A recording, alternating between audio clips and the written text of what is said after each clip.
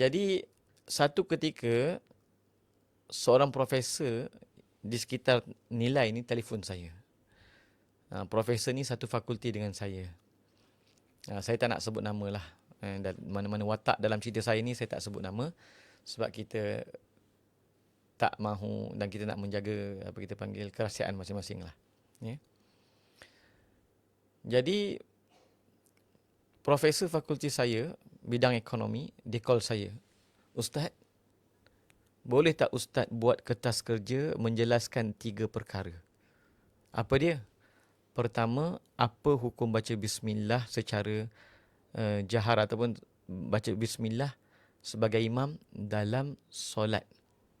Rakaat yang jahar ni. Senang cakap macam ni, apa hukum baca bismillah bagi surah Al-Fatihah. Yang kedua, apa hukum kunut subuh. Dan yang ketiga, apa hukum berzikir ramai-ramai lepas solat. Jadi profesor yang satu fakulti dengan saya ni, dia minta saya buat kertas kerja untuk menjelaskan ketiga-tiga perkara ini. Dalil-dalilnya apa dia? Menjaharkan bismillah ketika baca Fatihah, bacaan kunut dan zikir berjemaah lepas sembahyang.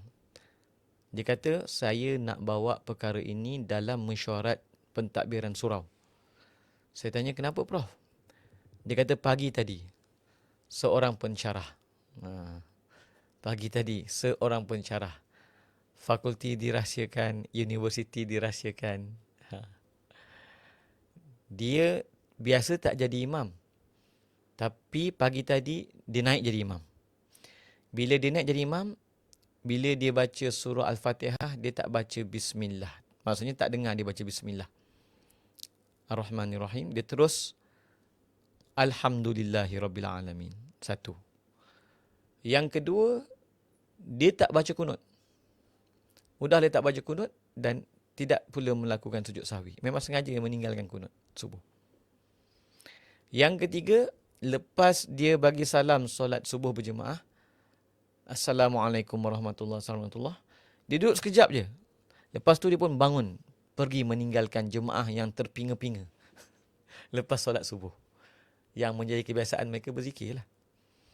Jadi dia kata saya nak bentangkan dalam mesyuarat surau dan kita nak cuba, maksudnya pensyarah ni tak perlulah jadi imam lagi. Kerana dia akan meresahkan masyarakat. Dan saya dapat tahu lepas tu dia bentang dan saya buatlah kertas kerja tersebut menerangkan dari segi fiqah, dalil-dalilnya dan sebagainya.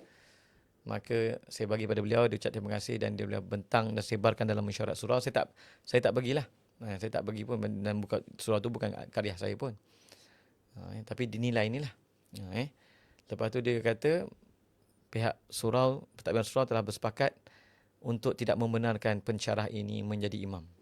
Kerana dia akan menimbulkan kegelisahan kepada masyarakat. Benda tak berdosa pun. Okey, tapi seakan-akan berdosa dan nak beritahu tuan-tuan, memang ini sikap mereka. Ini memang sikap mereka. Mereka kalau boleh nak jadi imam, nak tunjuk pada kita bagaimana kononnya solat yang paling sunnah menurut mereka. Jadi tuan-tuan dan alhamdulillah. Jadi daripada kertas kerja itu juga saya kembangkan, insya-Allah moga-moga akan menjadi buku lah.